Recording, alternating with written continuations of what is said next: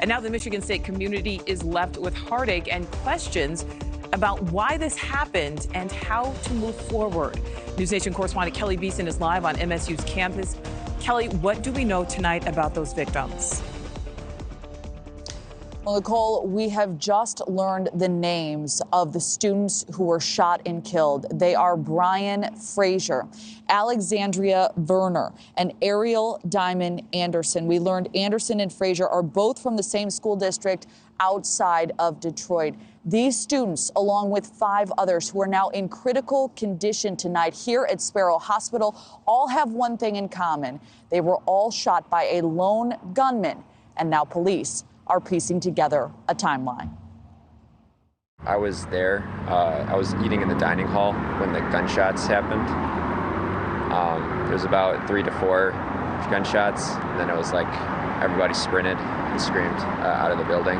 The first shots rang out at 8:18 at Berkey Hall. That's where 2 MSU students were shot and killed, and several others were injured.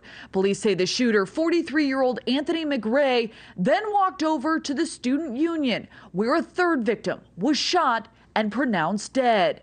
It would be after 10 p.m. when police would release a picture taken from campus security cameras. McRae is seen wearing a jacket, cap, and red shoes.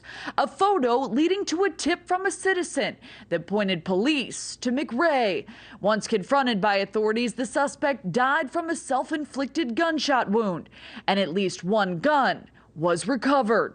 A neighbor telling NewsNation he knew immediately when he saw the suspect's photo that it was McRae. Wanting to only go by Ray, he tells our crews he and other neighbors were upset that they would hear gunfire coming from the McRae family yard at least once a week. It makes me feel sick that someone like this is that close to you in the neighborhood. It really puts chills down your back to knowing someone like that can live in your damn neighborhood and you don't even know it. McRae was arrested on a loaded gun charge back in 2019 and given parole. His uncle painting a picture of depression and mental illness that worsened when McRae's mother died in 2020. The death of a mother is going to send any kid into a spiral, especially if you're already depressed and schizophrenic. McRae's uncle apologizing for what happened, wishing the 2019 gun arrest would have gotten his nephew help that his family was unsuccessful in securing. Mental health is a real issue, and gun control is really about when you catch somebody with a gun, that person needs to be evaluated, especially if they're carrying a gun that's you don't have a concealed carry permit.